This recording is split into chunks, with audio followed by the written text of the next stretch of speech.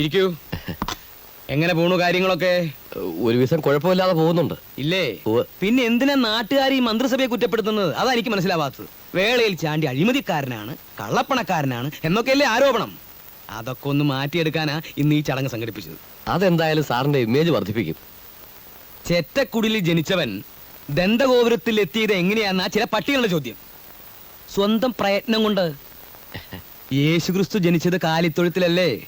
ഇന്ന് ലോകം മുഴുവൻ അംഗീകരിക്കപ്പെടുന്ന ആളാ. എങ്ങനെ ഇവിടം വരെ എത്തി?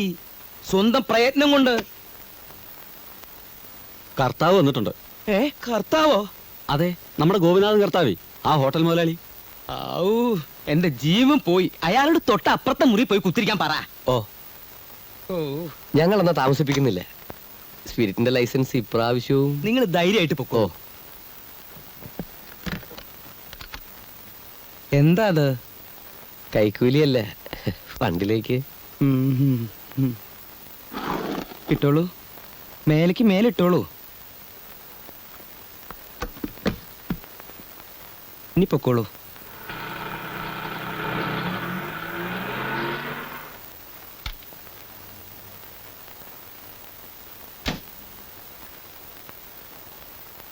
എല്ലാവരും ഉണ്ടല്ലോ. മിനിസ്റ്ററെ കണ്ടു കഴിഞ്ഞാ?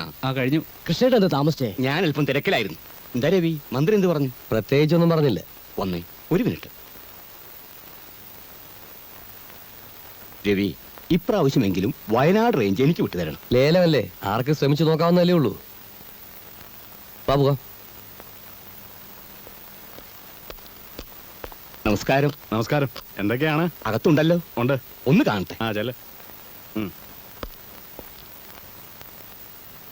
എത്രയുണ്ട്? 4. നമസ്കാരം. ഓ, താനായിരുന്നു. ഒന്ന് മുട്ടിട്ട് 100 രൂപ. അങ്ങനെ ഒരു ആവശ്യമുണ്ടെന്ന് തോന്നിയില്ല. താ പുറത്തു പോയി നിൽക്ക്, അല്ലെങ്കിൽ വല്ലവരും കൊണ്ട് എഴുന്നള്ളും. ഓ, നാളെ തന്റെ മഞ്ഞപത്രത്തിൽ വരുവടോ, മന്ത്രി വേളയിൽ ചാണ്ടിയുടെ തലയിൽ നോട്ടുകൊണ്ട് അഭിഷേകം എന്നൊക്കെ. ഒന്ന് ചുമ്മാ ഇരു സാറേ. അങ്ങനെ വലുതും ഇന്നേ വരെ എന്റെ പത്രത്തിൽ വന്നിട്ടുണ്ടോ? അങ്ങനെ അങ്ങോട്ട് തീർത്ത് പറയാൻ പറ്റില്ല. താ എനിക്കെതിരായ ചില ഒളിയമ്പുകൾ വിട്ടതൊന്നും ഞാൻ അറിയാതിരുന്നിട്ടില്ല. അല്ല, ഇനി അഥവാ അങ്ങനെ വലുതും വന്നിട്ടുണ്ടെങ്കിൽ അത് വല്ല അച്ചടിപ്പശകായിരിക്കും. അങ്ങനെയുള്ള അച്ചടി പെശക ഈ പെശകെന്ന് പറയുന്നത്. അത് വെച്ച് വലിയ കളി കളിക്കണ്ട. അതൊക്കെ പോട്ടെ, എങ്ങനെയുണ്ടോ തന്റെ പത്രത്തിന്റെ ഓട്ടം? 500 1000 അത് ഒരെണ്ണോ? അയ്യോ, 1 ലക്ഷം കവിയും. തുടങ്ങിയിട്ട് ഇന്ന് വരെയുള്ള കണക്കല്ല ഞാൻ ചോദിച്ചത്.